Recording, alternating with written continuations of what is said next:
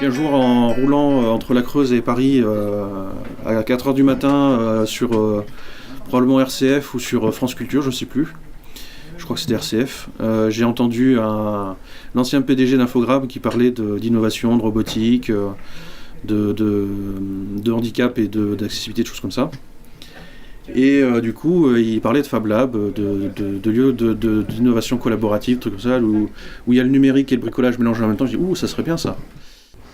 Dans les Fab Labs, il y a quand même deux choses. Il y a le faire soi-même, certes, qui est une première chose, mais aussi le faire ensemble. Il n'y a que les gens qui sont en concret, en fait, qui arrivent à booster les idées et à innover réellement.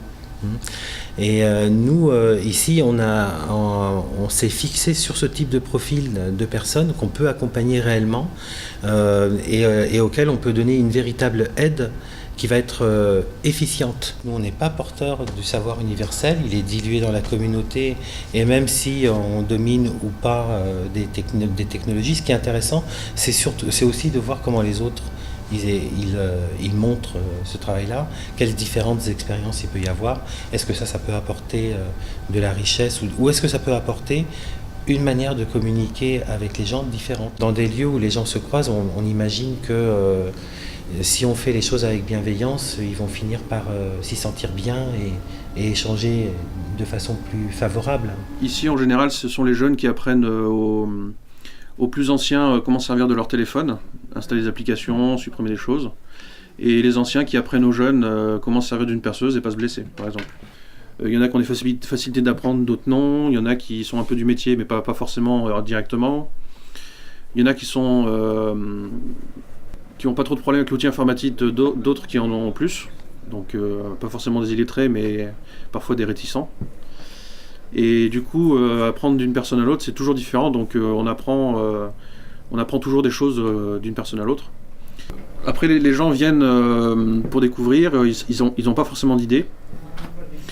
Au fur et à mesure, en discutant avec les gens, ils ont les notions techniques de ce que peuvent faire les machines. Donc ça leur donne des idées ou ça leur permet de concrétiser des idées qu'ils n'avaient pas forcément... Ils en avaient le rêve, mais ils ne savaient pas comment le fabriquer et ils ne le trouvaient pas dans le commerce, donc ils avaient mis ça de côté. Et maintenant, ça leur permet aussi de fabriquer des choses dont ils n'avaient pas les moyens de faire. Donc ils savent soit poser la question aux voisins, donc ça joue des formations de pair à pair, soit aller sur Internet chercher dans la communauté des solutions supplémentaires. L'idée étant de s'autonomiser sur la façon d'apprendre, sur comment apprendre, s'autonomiser. Alors s'autonomiser, mais c'est pas être seul.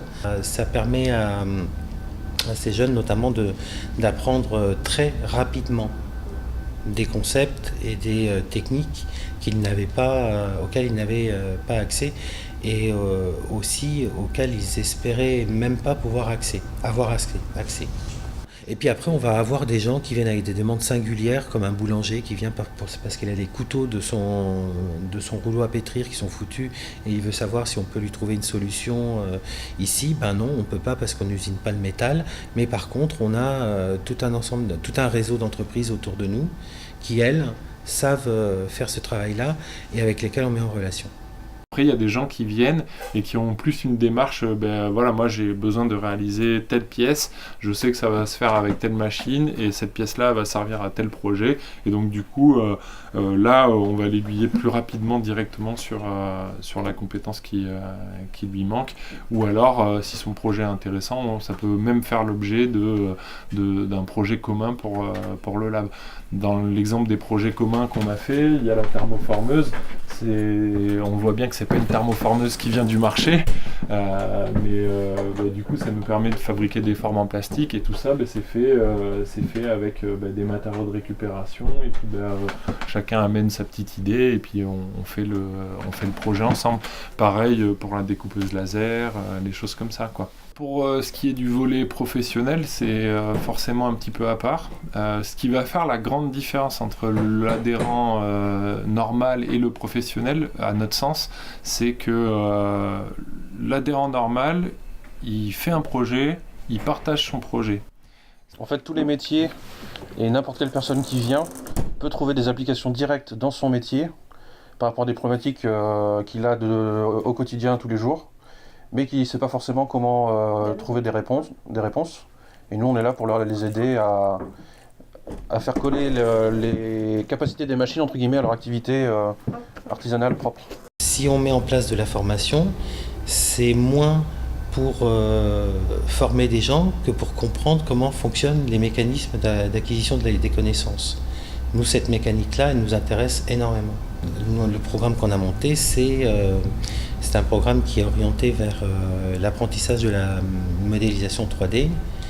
Puis ensuite, on a une partie qui est un travail de fabrication d'un objet.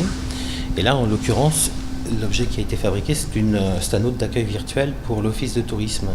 Cette borne d'accueil qu'on a fabriquée, il y a tout un travail qui est fait avec les jeunes sur la recherche. On va en ville, on va voir la ville, on va la découvrir, on va aller puiser nos sources d'inspiration dans la ville pour quasiment tout ce qu'on fait. Et puis, quelques temps avant, c'était une bande de gamins qui venaient là, des ados plus, 20, 21 ans, qui venaient là fabriquer une imprimante 3D. Et là, ces publics-là, ils se croisent, ou se superposent, ils se croisent. Et bon, c'est très informel, donc moi j'essaye c'est en fait comme si on lançait plein de billes dans une arène, il va bien s'entrechoquer quelques-unes. C'est un facilitateur de relations, donc il y a des choses comme ça qui se passent, bien sûr.